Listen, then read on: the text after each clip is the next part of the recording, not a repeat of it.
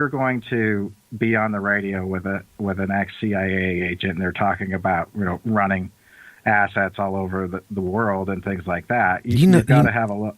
Yeah, the same way. I had a DOD agent on X1 on my show twice actually, and he's going to be back on in about a month. And he informed me a lot of things I didn't know, but I certainly knew what he was talking about because I know what I did in my military career. And, it all made sense. But, how can I say it? Have you listened to some of these paranormal shows? Oh, yeah. I can't stand a lot. I mean, literally, it sounds like people are like, there's some that are just really, really bad. And as far as that goes, the sound quality is not great, but they just get on and they just yell at each other. And then a lot of them, it seems to me like it's, whether they believe in the paranormal or not, I don't know. But it just seems like there's a lot of people who start different groups that are contrarians. It just wouldn't matter what you said, Gary. If I said this, then it's that, or if you say this, then it's this, and that's the other thing. There are some good skeptical groups out there, and they're probably listening to me right now, and they're probably ripping me one, and that's fine because they're entitled to their opinion, and they do it respectfully. And if they say, "Oh, there's Kevin on the radio again, he's off talking about Matthew Johnson and portals and stuff like that." Well, and so that's, the point I'm getting is some of them, without realizing it, okay, the paranormal has come a long way since I did a show in the 70s talking about witchcraft and occults and stuff like that, to, when Art Bell came on, Lear, said, hey, do something in paranormal, right? Talk about UFOs. And then it started growing from there. Well, paranormal in the last 10, 15 years has really expanded where a lot of people believe it now.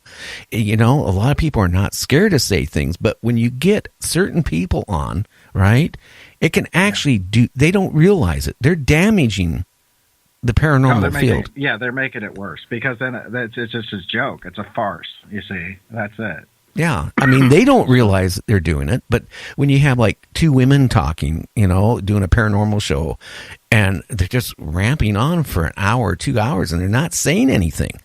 I mean, I don't know. I don't want to make this about me, but I know you've listened to some of my shows, and the whole point is I talk to people, I ask them certain questions, and they don't even know I'm asking them the questions. I do it very subtle where I ask them a question and they answer it, but they don't realize they're answering it. And that's how I was trained to do it. And it seems to work. I mean, I get people to open up, they tell their stories, they experiences, and it works. But I'm not making fun of it. I would never make fun of it because, there is things, like I said, I ran into myself, that I can't explain. I can't, and I never will be able to. Well, you can spend your whole, and it's an interesting thing, and I'm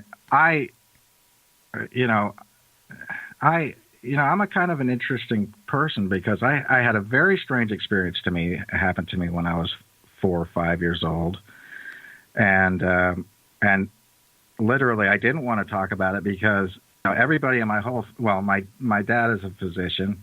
I always wanted to be in the military. I knew that from that standpoint, if I told the story that had happened to me as a kid, that I'd never get in the military. I was a button-up #1 student, never got out of line, never had a tattoo, never did anything because, I wanted to be an officer in the military. But, and so I kept that secret for a long time. But,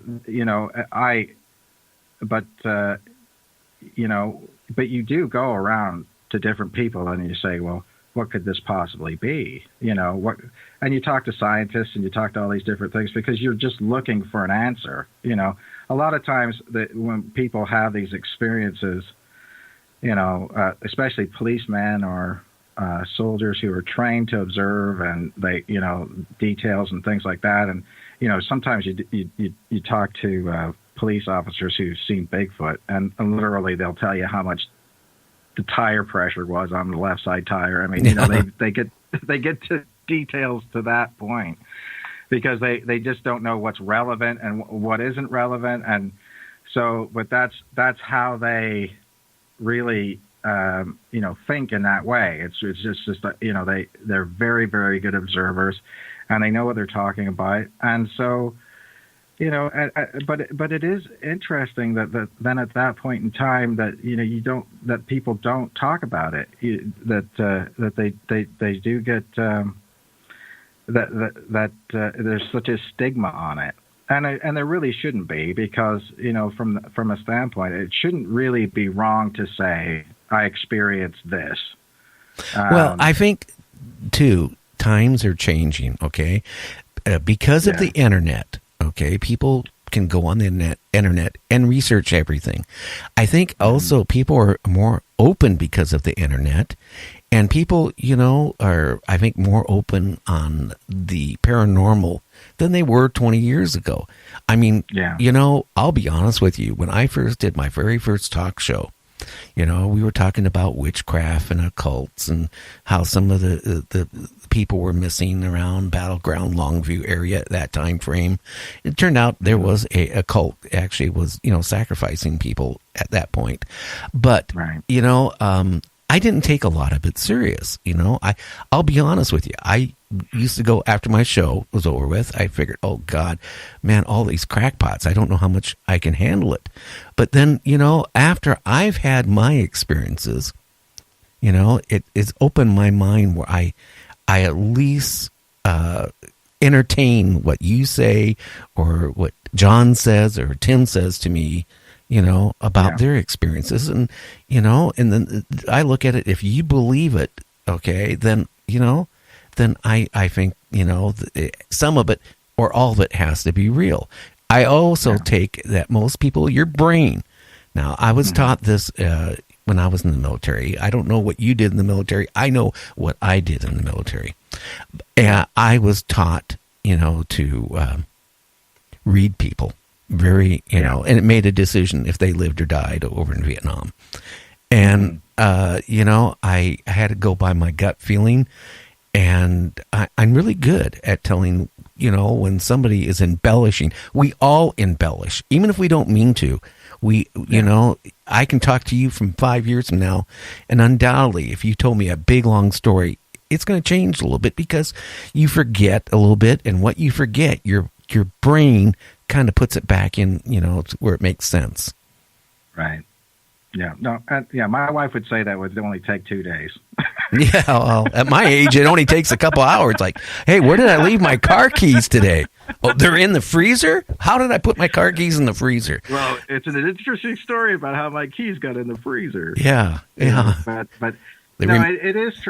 I mean, you're right on, and that's the thing about it, and because I believe it. And I'm big boy enough to say because I believe it doesn't mean it's true either. That's I've come to a very interesting stage in my life where I figure out multiple truths. Yeah. Especially in and I won't talk about politics, but I will say, in today's political spectrum, there's at least 2 truths, maybe 3 truths, and people believe that completely. You know what I mean? And so, people's reality are becoming, is becoming truth. I guess it's truth and fact. Are they the same thing? I guess I don't know, but people sometimes whenever you talk to them about that, they honestly, like I said, you can't say anything more than this is what I saw. Observe and report. You know what I mean? This is what I saw. This is the situation I was in. And I write that down and I say, this is the temperature. This is what happened. I didn't take any of these people's food when I was up there. I didn't drink any alcohol. And this is what I saw. And you can interpret that on your own and, go from there. And then whenever you talk to witnesses, all you can say is, yeah, that the this person believes what they're saying. You Yeah. know, Well, whether you. Well, again, going back to Bigfoot, okay? Maybe somebody was walking with a group of people and something threw rocks at it. It could have been a Bigfoot, or it could have been somebody growing something somewhere. I mean, you don't know. I mean, unless you actually see it. I'm not going to call that person a liar. They have the right to believe what they thought they saw. And, Right. but, unless you physically, okay? Now, I've had people, okay? And like I said, for years, I didn't tell anybody because what? I didn't want to be labeled as a crackpot. Okay. No. Only after I started doing my show did I had a guest on Ed Roman, and we talked about Bigfoot because of his experience. And I'll be honest with you. I mean, how can I say this? I do believe there is Bigfoot or something we don't know what it is. I don't know what it is. I've had people sit there and say, well, why didn't you take a picture of it? Because you had a camera. Well, I can give you one answer, okay? I already know the answer. Well, when I was in the military, right, and somebody shot at me, you think I wanted to see what it looked like, what their gun looked like they were shooting at me with? Yeah. Okay? Yeah. I wanted to survive. My thing is, being at my age, even then, I was probably in my mid, I would say around 40 something. Right. All I could think about was, hey, I want to get out of here. And I ran. My friend, the same thing. He got scared. He did what I did. He took off running. I didn't think about, hey, I'm going to stop and take a picture of this. Is it going to smile at me when I take his picture? Hell no. I just wanted to get away. So, so the people out there are thinking, well, why didn't I get a picture of it? Well, I'm going to tell you something. I bet you 10 out of 12 people in the same situation wouldn't even think about taking a picture if they had a camera on themselves. They'd take off running. You want to survive. But people don't realize the physiological changes that happens to you in your brain whenever you become that shocked that quick. Your brain, your pupils will constrict, and you get tunnel vision, and because your blood's rushing from one part of your body to your muscles so that you can run away and do all these different things, and then a lot of times you just don't. Your vision actually gets worse in those points of time. So because you've got that sort of mentality to get out of there and to actually try to put a camera up, look through a viewfinder. I mean, most people don't even know what a viewfinder is anymore, Gary. No, they don't. They know what a screen is. Yeah. Yeah.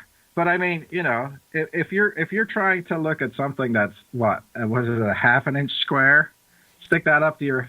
How about you go a quarter-inch screen? Now they did have a screen on the back, but honestly, if you're old school and you had a SLR digital or a DLR camera, right? Most likely, unless you're an amateur, you're not going to really. Back then, the LCD screen sucked. Okay, the resolution was bad, so you're going to look for the the eye viewfinder through the prism.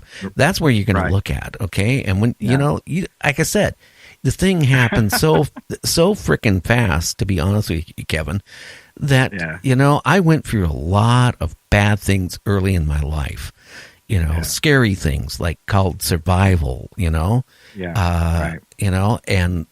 when something like that kicks in, you got one thing in your mind, okay? Unless you got a M16 or AK-47 in your hands and a lot of ammo, then you might want to hang around and take a picture. The first thing on my mind was, hey, I'm going to boogie out of here. Right. I mean, that's perfectly normal. I mean, that's the thing. I mean, hindsight's 20/20, especially if you're not even there. It's a funny thing, but a lot of times people don't even put themselves into the idea of what life was. I mean, I'm 47 now, Gary. I'm 66. Okay. But I know my kids don't even have a clue about what life was like when I was a kid. It's like, well, I was up in the woods and I was gone